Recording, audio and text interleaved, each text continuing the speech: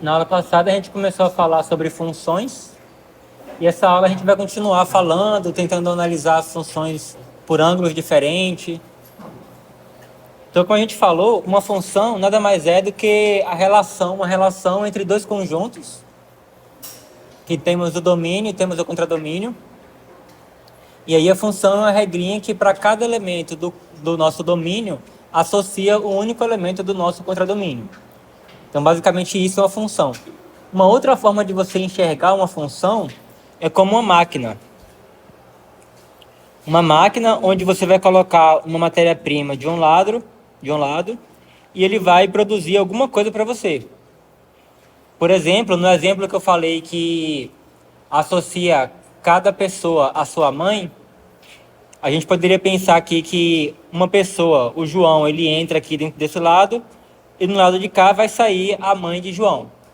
Então, se quiser saber quem é a mãe de alguém, você pega esse alguém e joga aqui nessa máquina, e aí a mãe desse alguém vai sair aqui desse outro lado. Então, essa máquina aqui é uma outra forma de você enxergar o que é uma função. E aí é muito comum, né, na matemática, a gente utilizar letras para representar elementos genéricos. E aí normalmente é muito comum a gente utilizar a letra X para representar um elemento do domínio e utilizar uma letra Y para representar um elemento do contradomínio. E aí, o que acontece? A princípio, eu posso dizer que esse x genérico aqui, ele está relacionado pela função a esse y aqui. Então, vou colocar uma setinha aqui. Mas o que acontece? Se eu vario o valor de x, vamos supor, eu posso pegar aqui agora, esse x aqui é um elemento genérico. Aí, se eu colocar aqui agora, no exemplo da função que associa a mãe de cada indivíduo. Por exemplo, digamos que eu tenho aqui que João tem como mãe a Maria.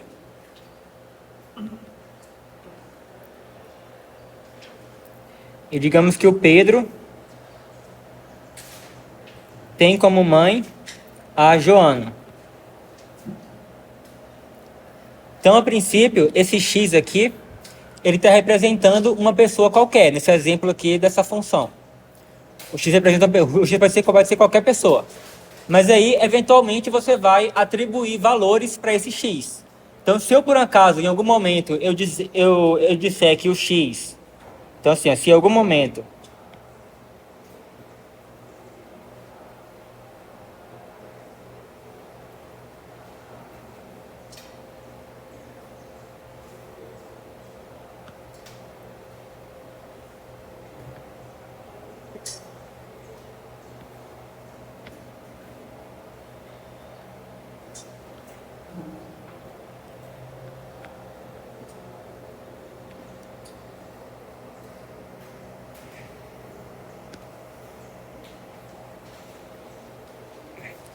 Então, se eu atribuir o valor João na variável x, então, ou seja, agora estou dizendo que a variável x, o valor dela é João.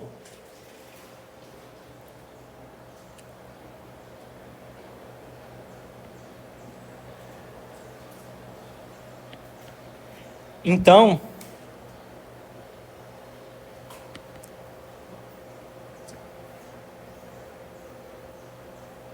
o valor de y passa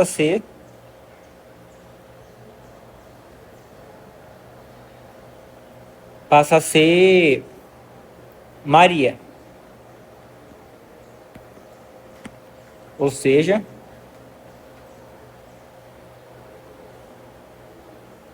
y igual a Maria. Beleza. Mas aí depois, lá na frente, a gente muda o valor da variável x.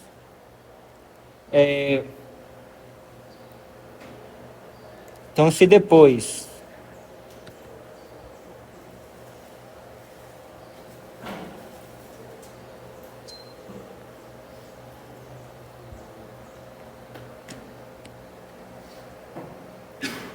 Mudamos o valor de x para Pedro.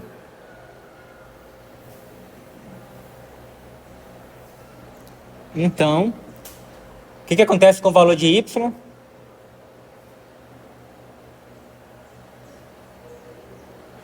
Então, o valor de y também mudará.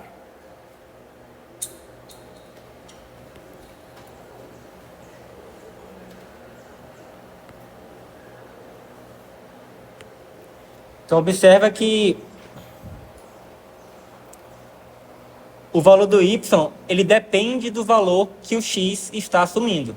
Então, se eu mudo o x, o y também muda. E, a princípio, o x você pode variar à vontade.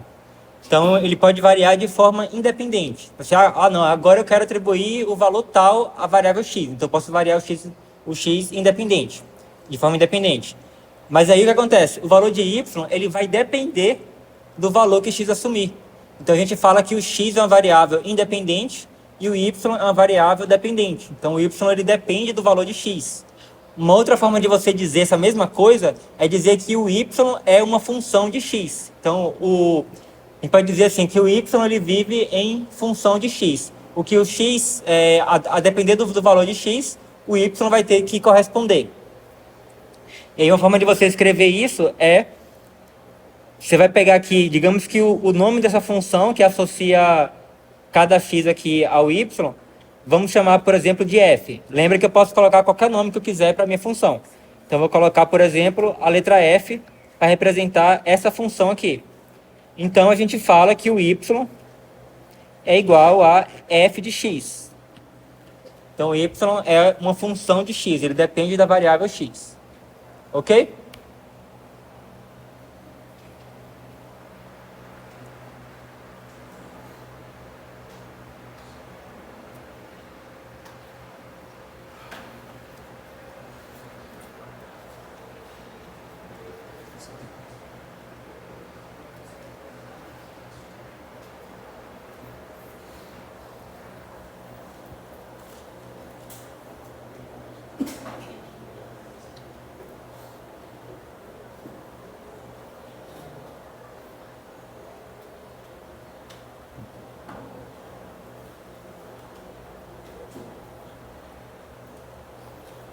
E aí, dando um exemplo aqui de uma função, está muito escuro lá de lá, não dá para enxergar nada.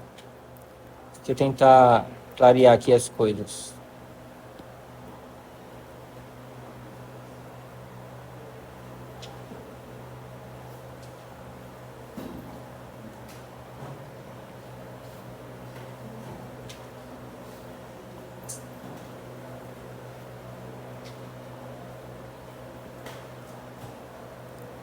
Então, eu tenho valores aí no meu conjunto x maiúsculo. Então, aqui eu tenho x1, x2, x3, x4. E aí, para cada valor aqui no meu domínio, eu estou associando ele a um valor aqui no meu contradomínio. Então, esse x2 aqui está associado ao y2 aqui. Esse x1 aqui está associado ao y1 aqui. Esse x3 está associado ao y3. E o x4 também está associado ao y3. Então, aqui eu tenho um exemplo de uma função. Observe que todos os elementos desse conjunto aqui, que é o nosso domínio, ele precisa estar associado a um elemento do nosso contradomínio. E cada elemento do domínio, ele só pode estar associado a um único elemento do contradomínio. Então, eu não poderia ter duas setinhas aqui saindo do x2, por exemplo. Eu só posso sair uma setinha do x2. Mas, por outro lado, eu posso ter dois elementos distintos do meu domínio sendo associado ao mesmo valor aqui do nosso contradomínio.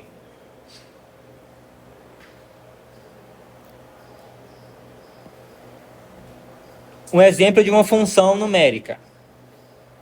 F de x igual a x ao quadrado. Então, isso aqui é uma função que pega um número real e transforma no seu quadrado. Então, por exemplo, o f de 2 é igual a 2 ao quadrado, que é 4. Mas observe que o f de menos 2 vale quanto?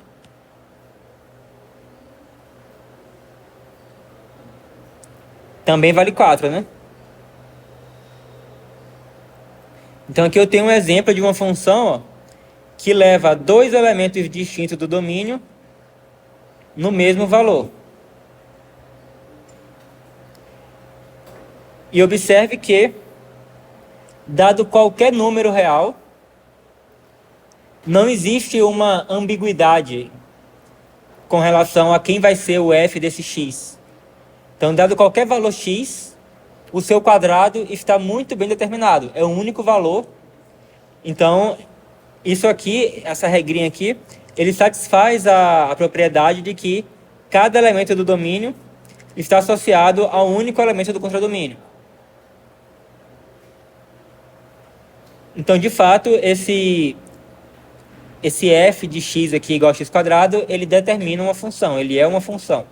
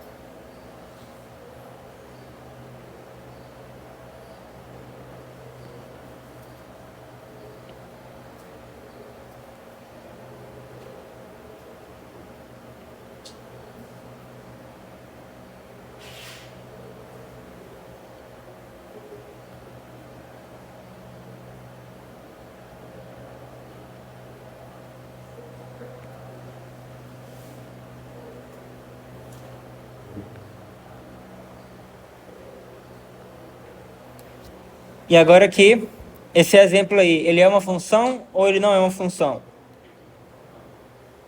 Não é uma função, né? Por quê?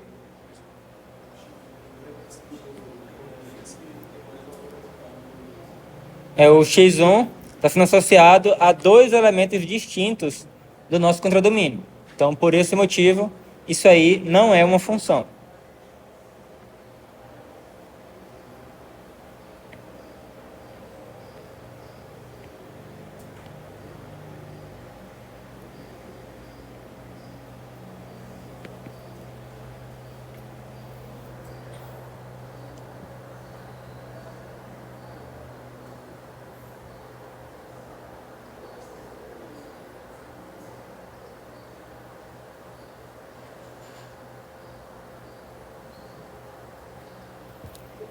E aí a gente falou na aula passada que uma função numérica, uma função cujo domínio é os números reais e o contradomínio também os números reais, você consegue representar ela através de um gráfico. Você desenha o eixo X, o eixo horizontal, para representar o domínio e o eixo Y, ou seja, o eixo vertical, para representar o contradomínio. E aí, para cada elemento do domínio, que é representado por um ponto aqui no eixo horizontal, você vai traçar um ponto na altura do valor que esse x está sendo associado.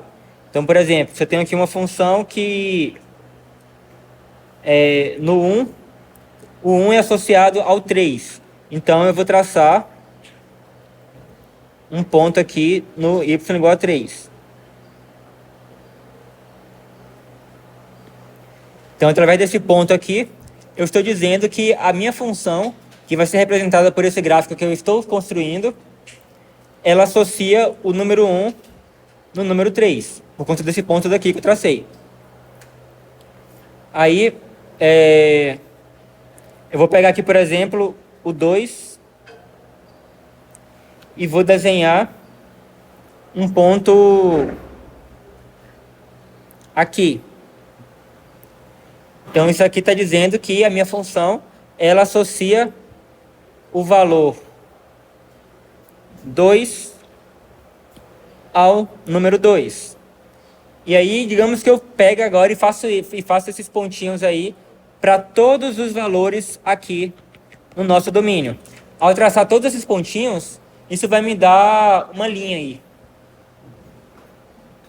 Então, por exemplo, eu poderia ter uma coisa assim, mais ou menos. Então, isso aqui é chamado de gráfico e ele está representando uma função. Então, se você quiser saber, por exemplo, qual é a imagem do -1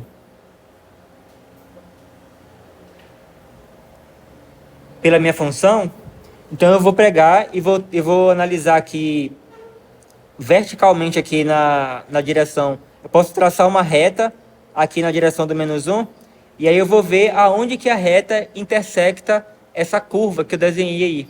Nesse caso, ela intersecta aqui, né?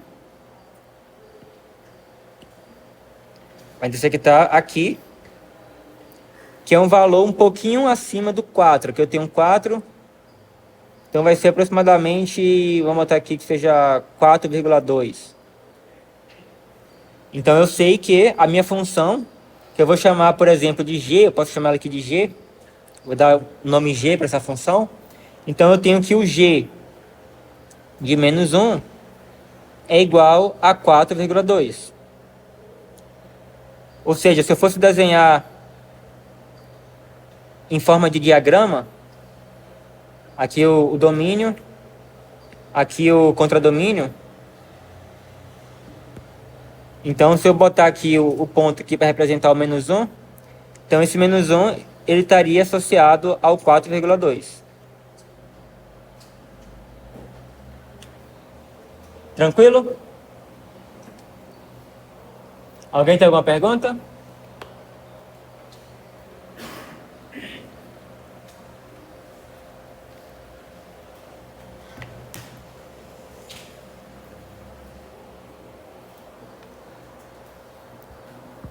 Então você pode representar uma função, você pode escrever uma função de várias maneiras. Você pode escrever uma fórmula, como foi o caso que a gente colocou aqui, f de x igual a x². Isso aqui é uma fórmula que eu estou determinando, aqui é uma fórmula que determina a qual valor cada x está associado. Então cada x está associado a x². Eu posso representar a minha função como uma tabela. Eu boto uma tabela com duas colunas, e aí na primeira coluna eu vou ter os elementos do meu domínio.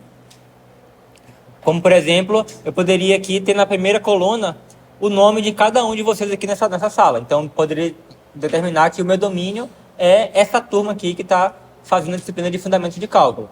E aí, na outra coluna, eu posso colocar o nome da mãe de cada um de vocês. Então, aí, essa tabela que eu acabei de descrever, ela representaria uma função que associa a cada um de vocês a mãe de vocês. Então, a tabela é uma outra forma de você representar uma função. E uma outra forma de você representar uma função é através de um gráfico. Eu poderia simplesmente fazer um desenho de um gráfico, e aí, através do gráfico, você poderia determinar o valor da função em qualquer ponto do seu domínio. Então, se eu quiser pegar um ponto aleatório aqui do meu domínio e quiser saber quem é a imagem dele pela função, bastaria ver a altura do gráfico acima desse ponto aqui que eu peguei.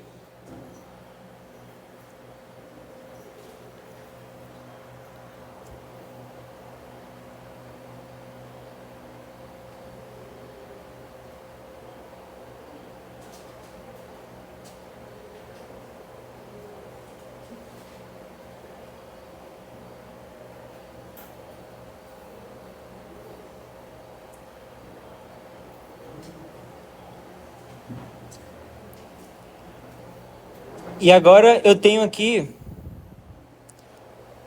3 gráficos. Um desses gráficos não é uma função. Os outros 2 são. Se alguém que saberia dizer qual desses gráficos que não é uma função? O gráfico C, né? Por quê? Para cada x tem 2 y. Então, para cada domínio tem 2 imagens. Na verdade você tem vários elementos do domínio que tem mais de uma imagem, né? Exatamente. Então, ó, a letra C não é uma função.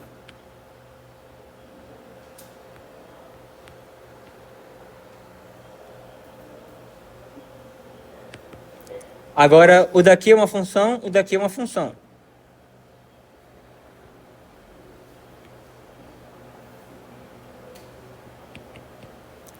Então, por que que só esse aqui que não é uma função? Porque olha só, lembra que eu falei, né, que através do gráfico você consegue saber quem é a imagem de cada elemento do domínio. Então, por exemplo, nesse gráfico daqui, se eu pegar, por exemplo, aqui o x igual a 1, por exemplo, quem seria a imagem dele pela função? Aí você observa que eu tenho que pegar aqui, né, traçar uma reta vertical e ver qual vai ser a altura do gráfico nessa direção daqui. Mas vocês observam que o gráfico, aqui o gráfico ele passa por aqui, ele passa por aqui e ele passa por aqui. Então você teria 3 valores possíveis para ser a imagem desse ponto aqui do nosso domínio.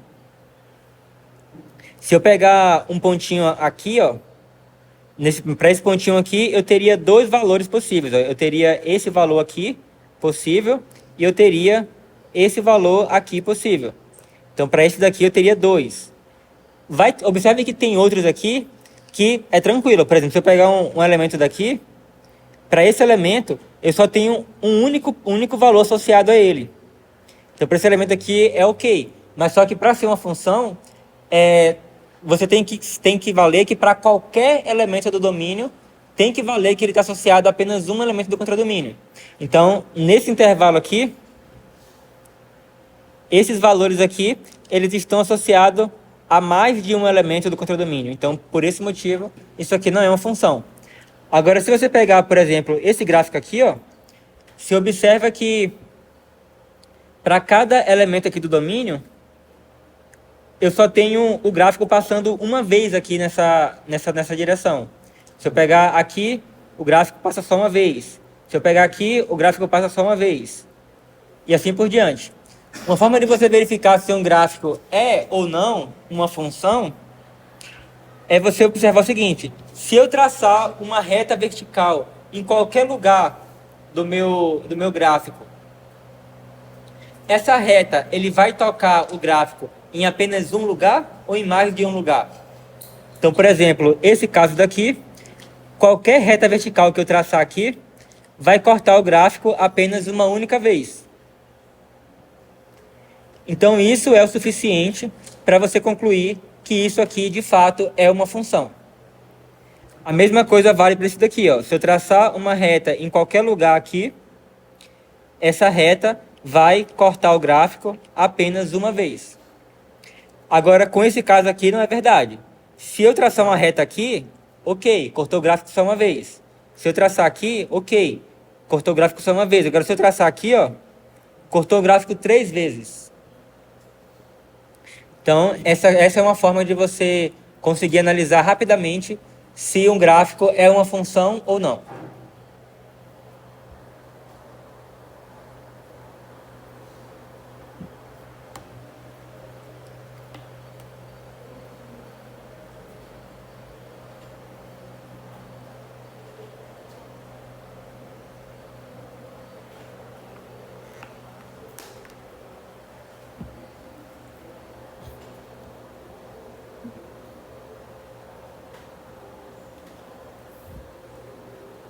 A gente já falou sobre domínio e contradomínio de uma função. Nesse curso, a gente vai tá preocupado em trabalhar com funções de números reais. Então, o seu domínio sempre vai ser o conjunto de números reais. Mas muitas vezes você vai ter uma função que o domínio não são todos os números reais. Vai ser apenas uma pequena porção dos números reais. E às vezes eu não vou determinar, assim, eu não vou dizer explicitamente quem é o domínio. Simplesmente eu vou colocar uma fórmula para minha função. Por exemplo, se eu determinar aqui uma função h de x igual a raiz quadrada de x. Então, assim, a princípio você sabe que isso aqui é uma função numérica. Ele está associando um número a outro número. Mas aqui eu não estou dizendo quem é o domínio. Então, a princípio, vocês poderiam pensar, o domínio, então, são todos os números reais. Mas isso pode? Não, né? Porque, por exemplo, quem que seria o h de menos 1? Nesse caso, ele não existe, já que eu estou trabalhando apenas com números reais. Então, através da fórmula da minha função, eu posso inferir quem que vai ser o nosso domínio. Então, aqui, como é que você faz isso? Você olha para a expressão que está aqui e você analisa para quais valores de x que essa expressão aqui ela faz sentido. Nesse caso daqui, apenas para x maior ou igual a 0. Então, nesse caso, para essa função, o domínio dela vai ser todos os números reais maiores ou iguais a 0. Então, o domínio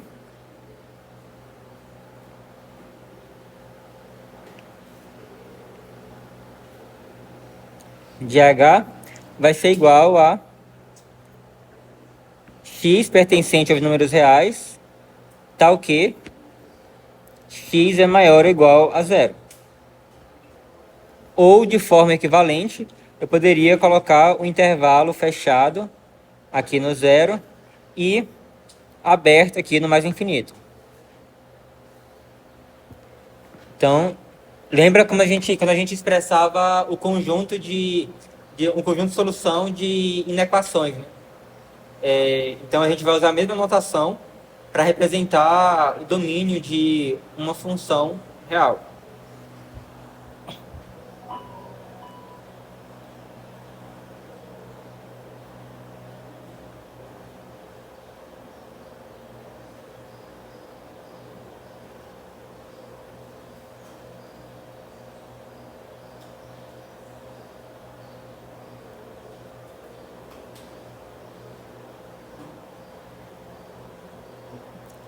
E muitas vezes, também, você pode ter uma certa expressão para uma função que, para alguns valores, essa expressão sozinha ela poderia fazer sentido, mas para o nosso contexto que a gente vai estar no momento, ela poderia não fazer sentido.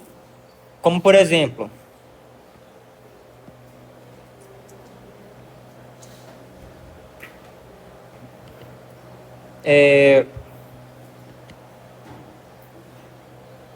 podemos definir o volume de uma esfera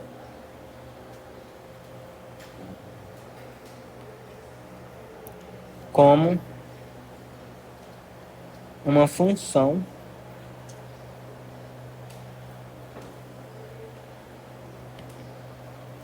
de seu raio.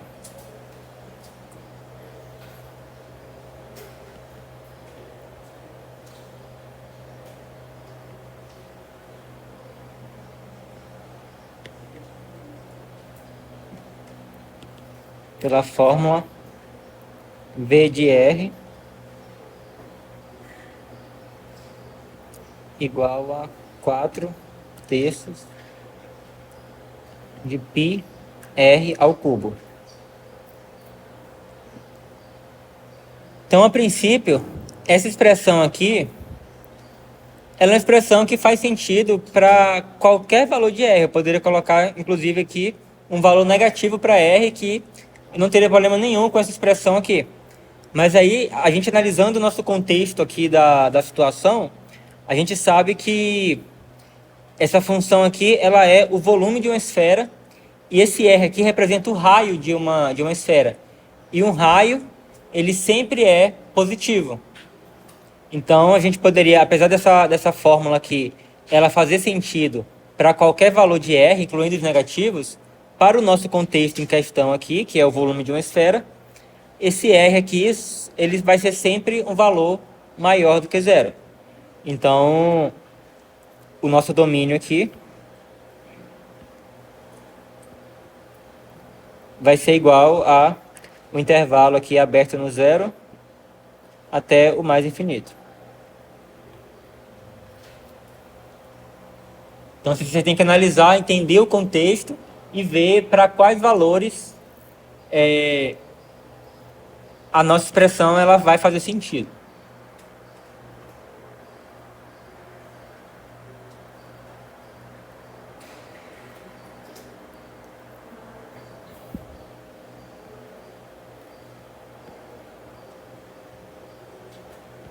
Vamos ver um outro exemplo. Poderia ter aqui agora g de x igual a raiz de x sobre x menos 5. Então aqui, novamente, eu não posso ter o valor de x aqui negativo, porque senão eu teria raiz aqui de número negativo. Então eu já obtive uma restrição para o meu domínio aqui. O meu domínio vai ter que ser um subconjunto dos números reais positivos, maiores ou iguais que zero. Mas além disso, eu também não posso ter um valor de x que vai transformar o denominador aqui num zero. Então isso aqui tem que ser diferente de zero. E, portanto, o x tem que ser diferente de 5. Então, o x tem que ser maior ou igual do que zero e tem que ser diferente de 5. Senão vai zerar aqui o nosso denominador. Então, nesse exemplo, o nosso domínio vai ser igual a o intervalo fechado aqui no zero até o 5. Então, aberto aqui no 5, unido com o intervalo aberto no 5 até mais infinito. Ok? Alguém quer fazer alguma pergunta?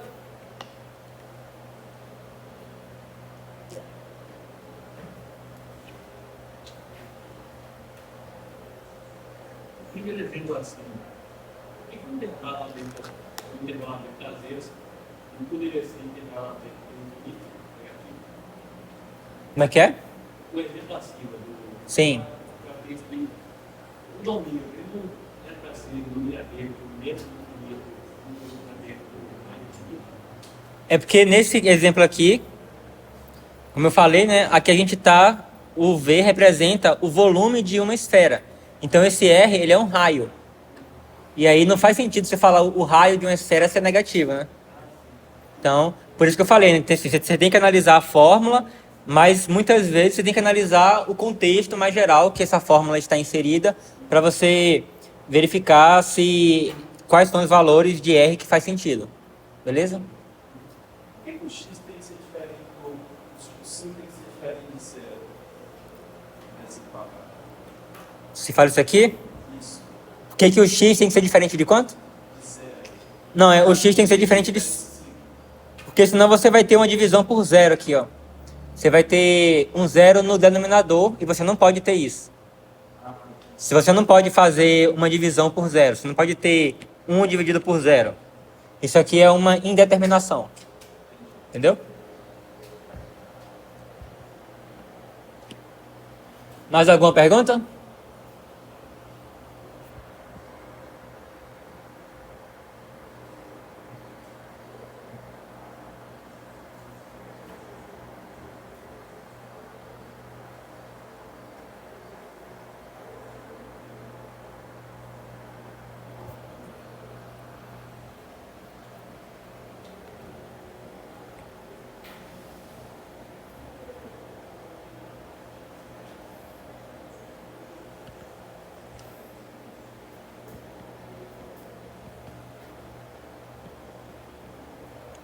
E essa função aí, quem é o domínio dela?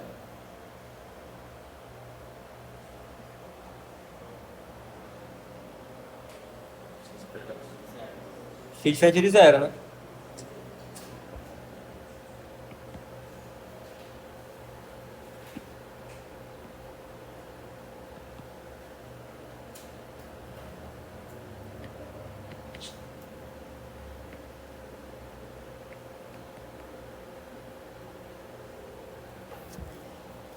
Então esse é o domínio dessa função. Se a gente fosse desenhar o gráfico dela, a gente vai ter algo mais ou menos assim.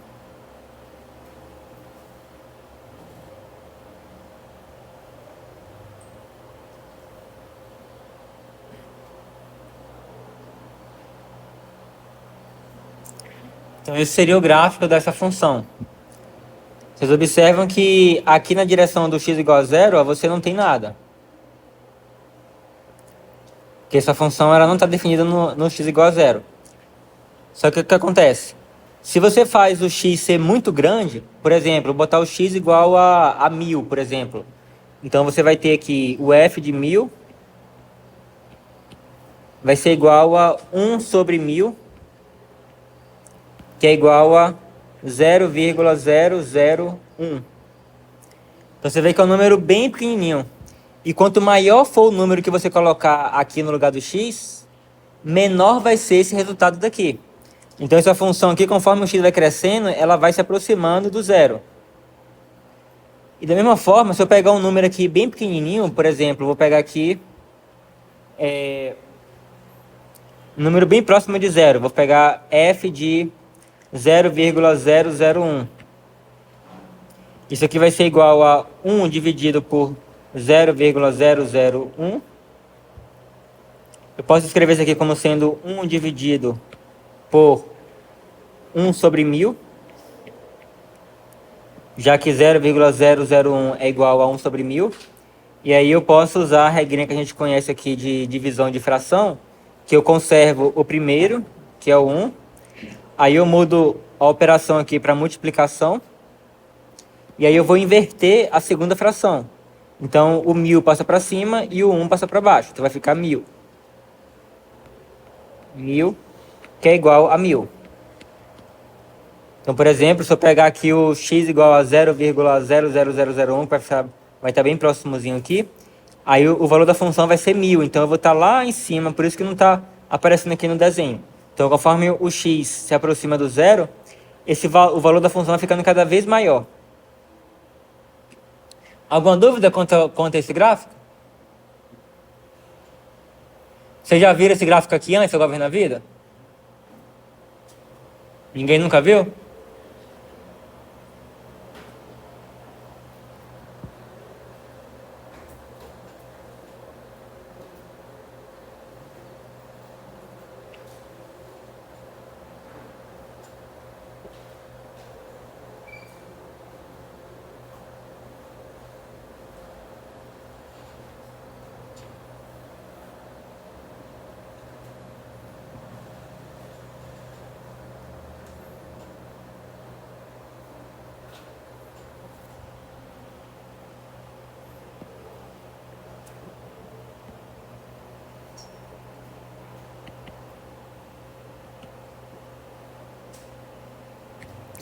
Agora vamos ver um tipo bem especial de funções, que é chamado de funções lineares.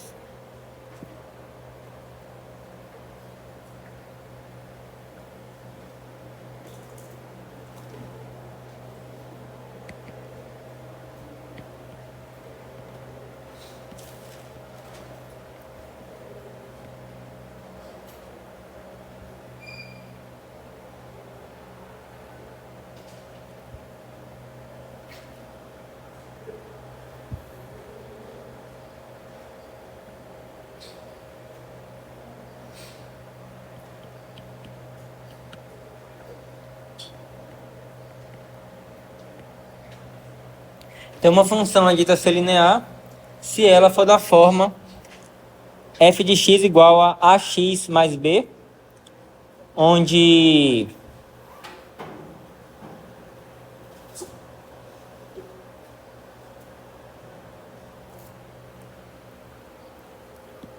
esse a aqui vai determinar a inclinação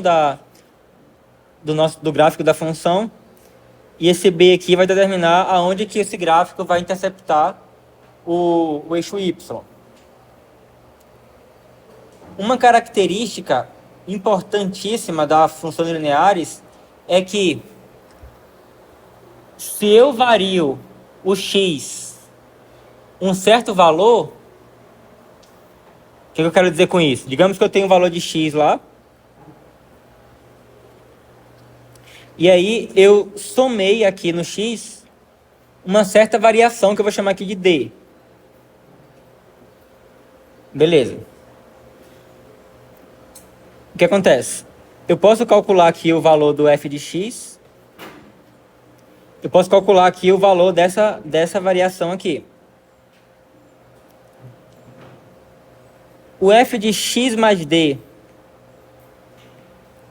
menos o f de x, ele vai ser sempre o mesmo valor, independente do valor de x. Essa diferença aqui vai ser sempre o mesmo valor, independente do valor que eu colocar aqui no lugar de x. Para você ver isso, né, basta você utilizar essa formulazinha daqui. Então, quem vai ser o f de x mais d? Alguém sabe me dizer?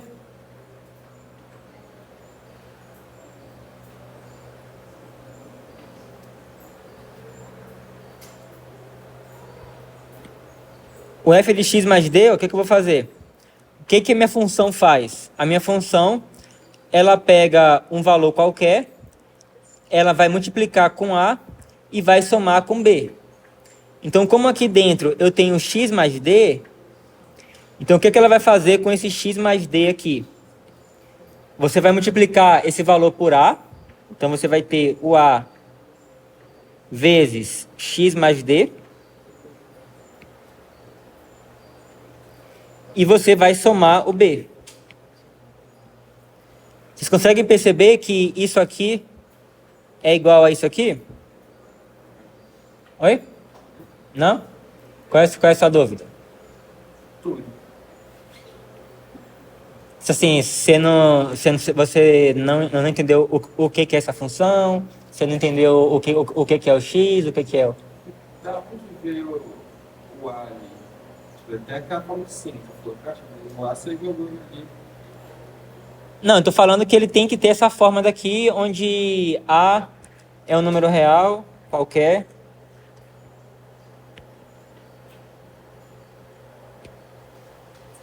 Real e B é o número real.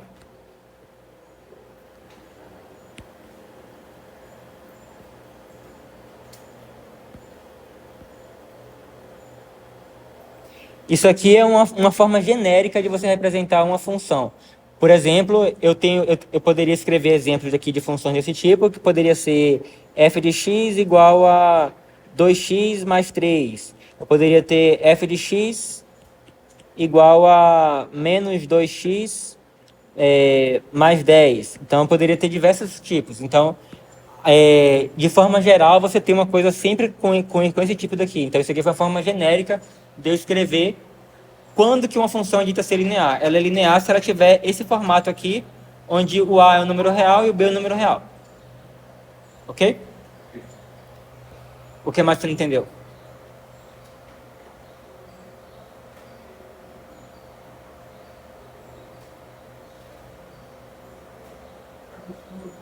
Oi? Perdão, uma coisa? Onde que entra esse D aí nessa expressão do A vezes X mais B? Não entendi. Onde que entra o D nessa expressão do A vezes X mais B? Não, ele não entra em lugar nenhum aqui nessa expressão.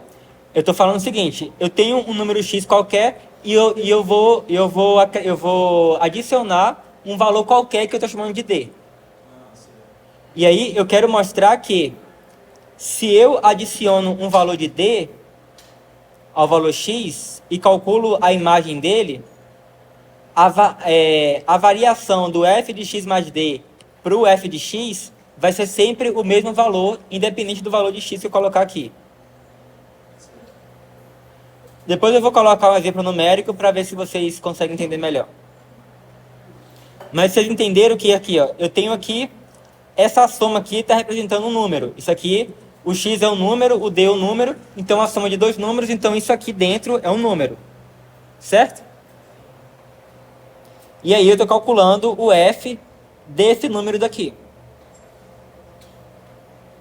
Então, como é que eu calculo o f desse número daqui? eu tenho que pegar esse número aqui, todo, e tenho que botar no lugar do x. Ok? Então, mas aonde que o x aparece aqui na minha expressão? O x aparece aqui. Então, no lugar desse x aqui, eu vou colocar o x mais d. Conseguiram entender isso? Então, o valor disso daqui é isso daqui. Agora eu vou colocar aqui menos. Vou abrir um parêntese e vou colocar o valor do f de x. Quem é o f de x? Ax mais b, né?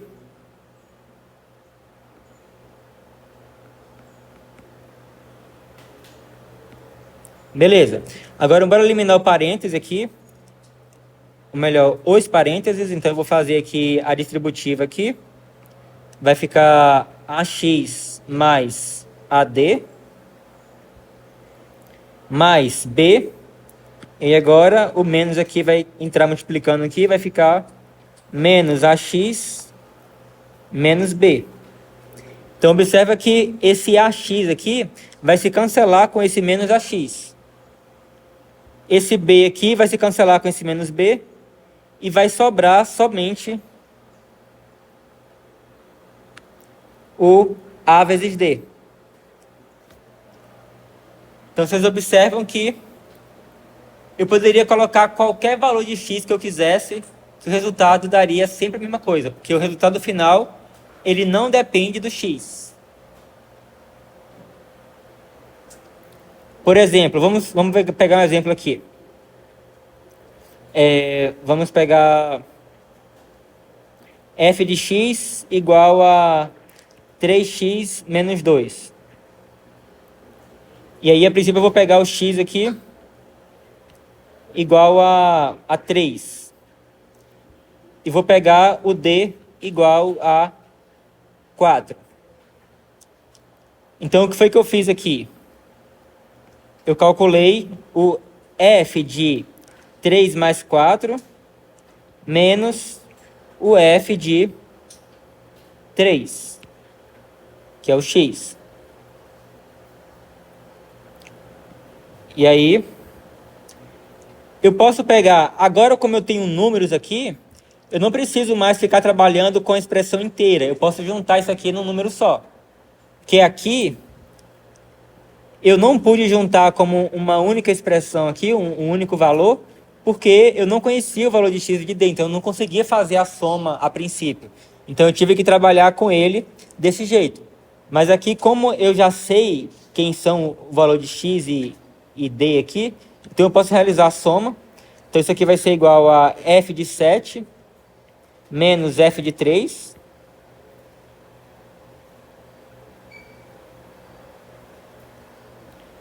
E agora eu vou ter aqui, quem é o f de 7? O f de 7 vai ser 3 vezes 7 menos 2.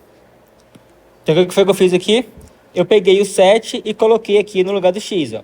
Então 3 vezes o 7 menos 2. Menos o f de 3. Quem é o f de 3? O f de 3 vai ser 3 vezes 3 menos 2. 3 vezes 3 menos 2. Então aqui eu vou ter 21 menos 2 menos 3 vezes 3 dá 9. 9 menos 2 vai dar 7. Isso aqui vai dar 12, né?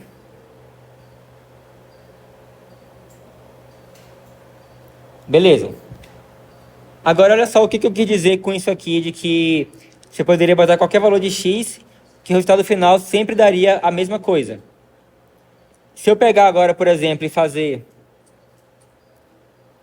o x igual a 5, por exemplo, e vou continuar com d igual a 4, então eu vou ter f de 5 mais 4 menos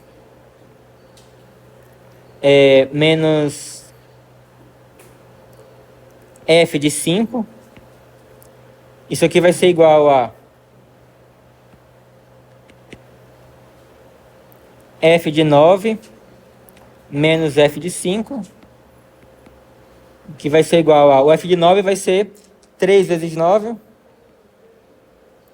menos 2, menos o f de 5, que vai ser 3 vezes 5, menos 2. Isso aqui vai dar 3 vezes 9, vai dar 18. Olha, vai dar 27. 27 menos 2 vai dar 25. Menos... Aqui você tem 3 vezes 5, vai dar 15. 15 menos 2 vai dar 13. E aí 25 menos 13 vai dar 12. Então, ou seja, independente do valor de x que eu botar aqui, nessa expressão, o resultado vai dar sempre a mesma coisa.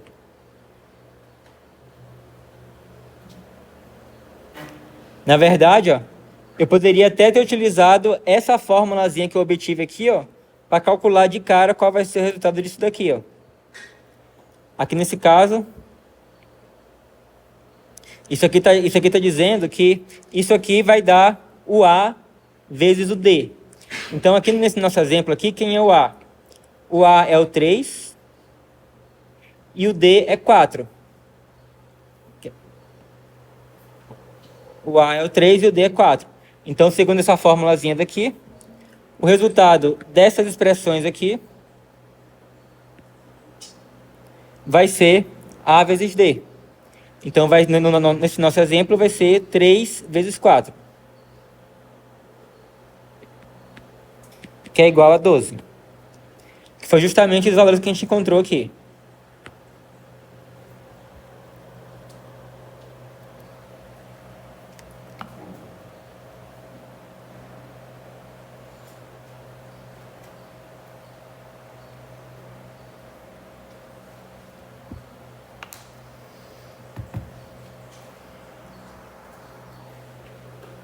E aí, devido a essa propriedade aqui, de que essa diferença aqui, ela não depende do x, apenas do quanto que o valor de x está variando,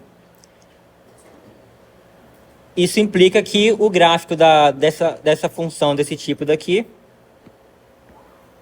ele vai ser sempre uma reta.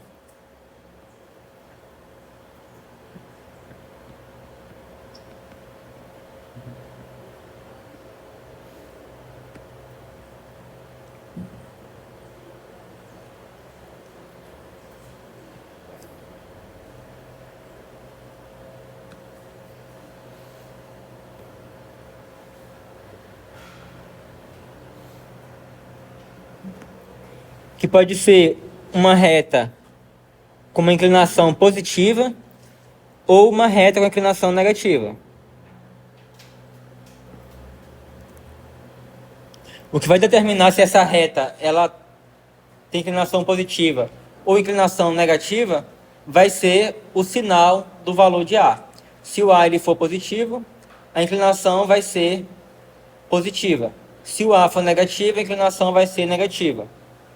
E o valor onde a função vai intersectar aqui o eixo y, esse ponto daqui, vai ser dado pelo valor de B.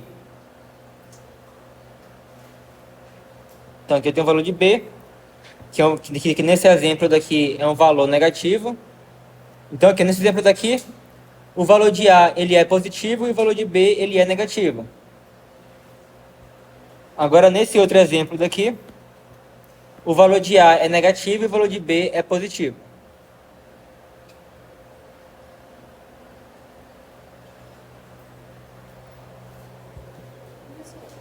Tem como o valor de A ser positivo e de B também? Tem sim. Por exemplo,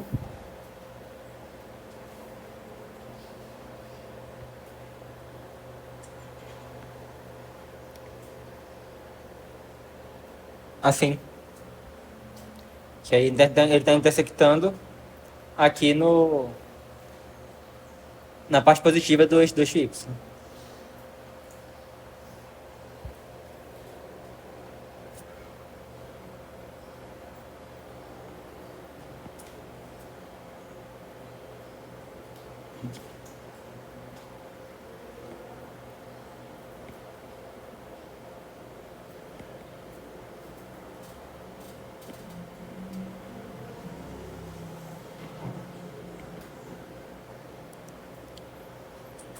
E agora vamos falar sobre as funções polinomiais.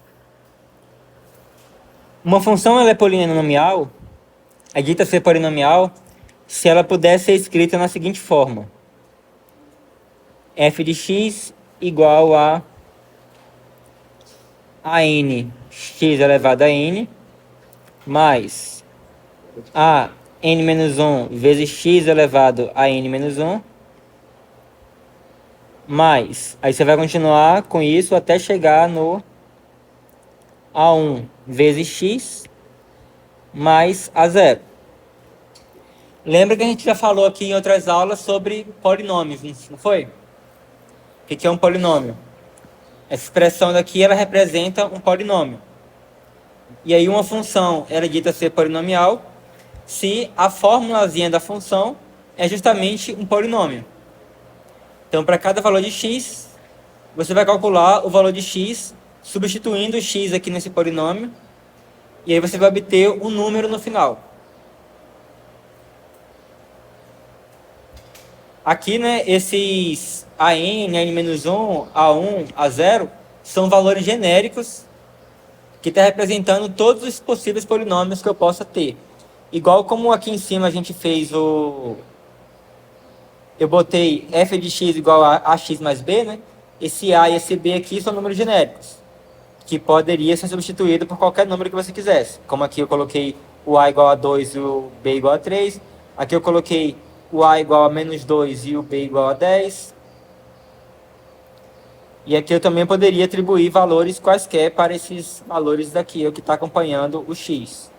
Ou esse a0 aqui que tá sozinho. E aí, vocês observam que a função linear, ele é um caso particular de um polinômio. Pois observa que a função linear, ela é do tipo ax mais b. Então aqui eu teria que isso aqui seria o nosso a1, isso aqui seria o nosso a0. E aí, ó,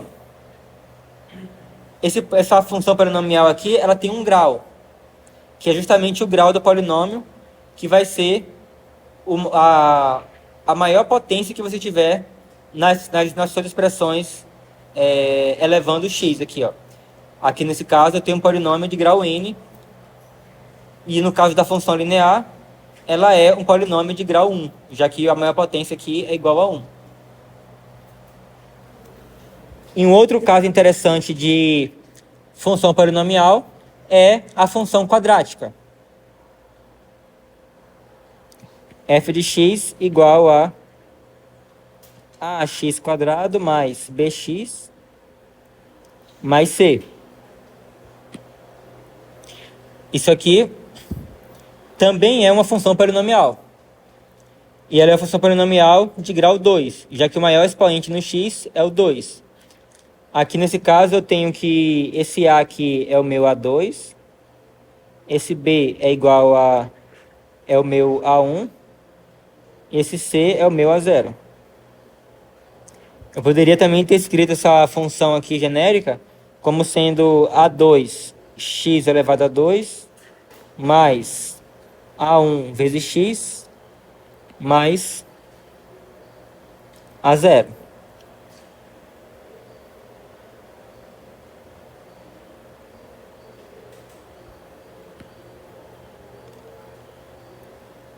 Um outro exemplo de uma função polinomial, agora trabalhando diretamente com números no lugar dos coeficientes. Posso ter aqui 2x à quinta mais 3x quadrado menos 2x mais 10. Isso aí é uma função polinomial?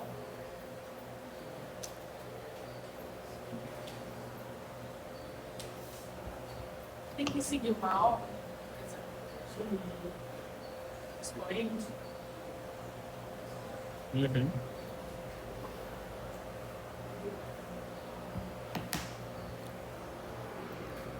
Olha só, você poderia se perguntar, mas aqui eu não tenho o x elevado à quarta, eu não tenho o x elevado ao cubo. Na verdade, você tem. Eu poderia reescrever isso aqui da seguinte forma. 2 vezes x elevado à quinta, mais 0 vezes x elevado à quarta, mais 0 vezes x elevado ao cubo, mais 3 vezes x elevado ao quadrado, menos 2 vezes x, mais 10. Então, vocês observam que, na verdade, você tem, né, o x elevado a quarta, x elevado ao cubo, ele só não aparece aqui, né, que os coeficientes deles aqui seria o zero. Aqui no caso eu tenho que esse 2 aqui é o meu A5, o 0 é o meu A4, o 0 é o meu A3, o meu A2 é 3, o meu A1 é menos 2 e o meu A0 é 10. Alguma dúvida?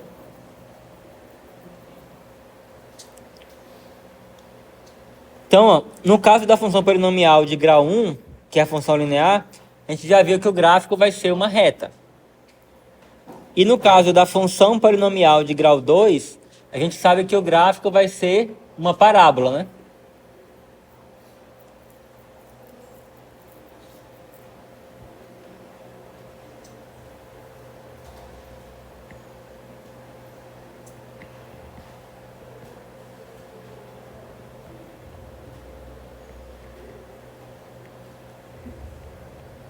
Então isso aqui é uma...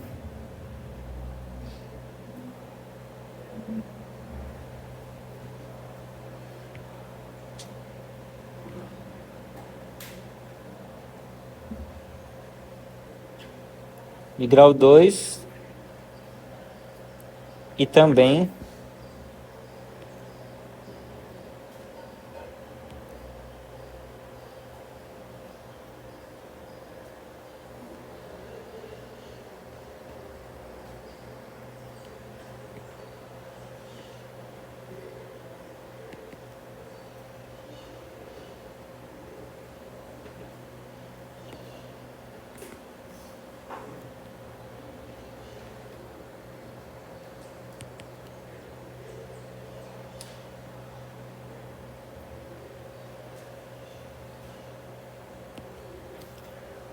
então, isso aqui é uma função polinomial de grau 2 e também pode ser chamada de função quadrática ou função do segundo grau.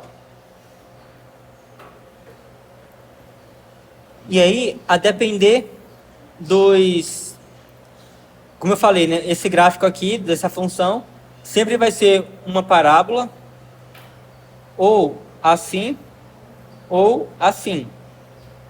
O que vai determinar se é assim ou se é assim, vai ser o valor que acompanha o x².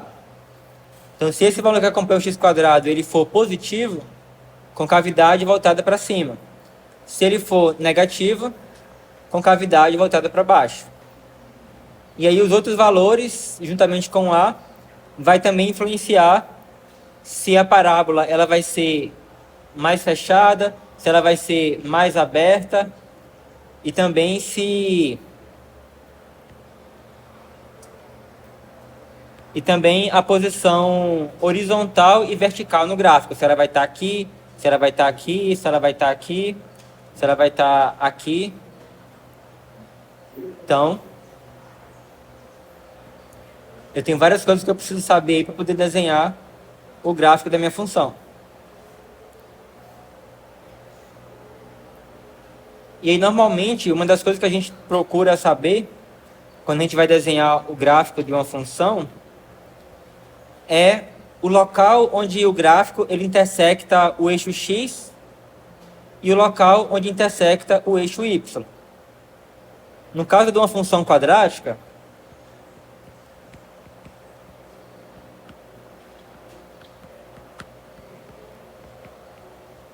o lugar onde ele vai intersectar o eixo y é quando o valor de x é igual a zero.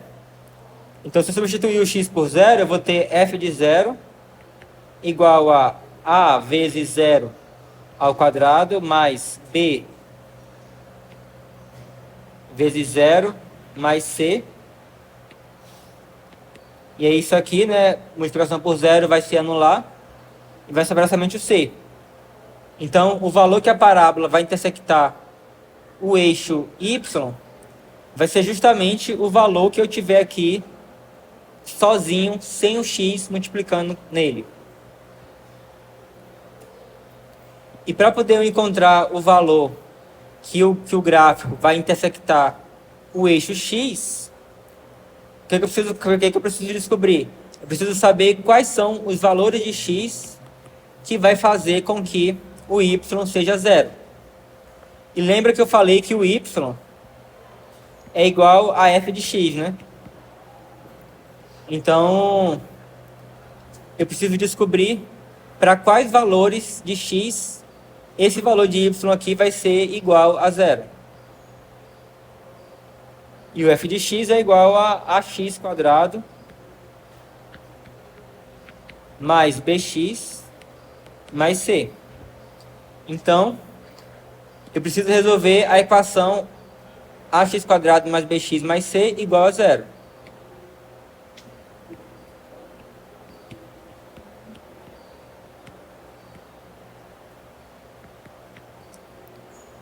Isso aqui a gente resolve utilizando a fórmula de Bhaskara. Então, ao encontrar a solução dessa equação, caso ela exista, essa solução vai ser os valores de x aonde o gráfico intersecta o eixo x. Então, por exemplo, para esse gráfico daqui, se eu pegasse a expressão da função dele, igualasse a zero e resolvesse a equação do segundo grau, os valores de x que eu ia encontrar seria x1 aqui e x2 aqui. Então, com essas três informações, os valores com essas duas informações, os valores onde o gráfico intersecta o eixo x e o valor onde o gráfico intersecta o eixo y, eu já consigo ter uma boa noção de como que vai ser desenhada a minha parábola.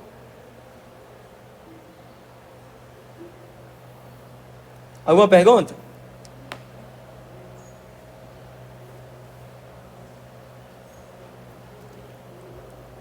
E se por um acaso essa equação aqui ela não tiver solução, o que que isso significa? Oi? O que foi que falou?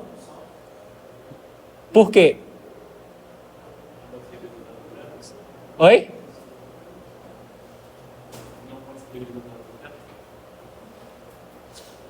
O que significa não ser representado no zero?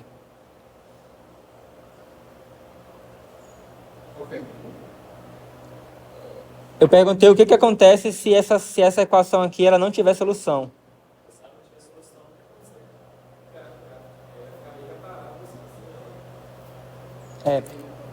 Então, se essa equação aqui ela não tiver solução, significa simplesmente que assim, ela continua sendo uma função, o f de x dado por isso aqui continua sendo uma função, porque ele não vai quebrar nenhuma regrinha que a função tem que satisfazer, mas o que acontece é que simplesmente o que isso aqui representa significa que não existe nenhum valor de x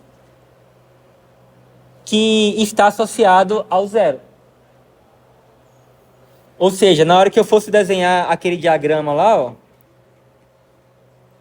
aí se eu tivesse o zero aqui, não teria ninguém aqui apontando para ele. Ele estaria isolado.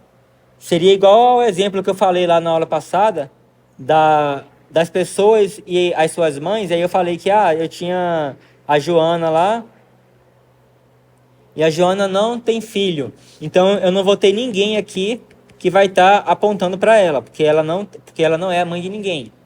Da mesma forma, se por um acaso essa equação aqui ela não tiver solução, significa simplesmente que essa função aqui não vai ter ninguém apontando para o zero. É só isso que significa. E aí, o que significa isso? Significa que na hora que eu for desenhar o gráfico da minha função, ou ele vai ser algo assim, ou ele vai ser algo assim. ele não vai tocar aqui no eixo X. Entenderam?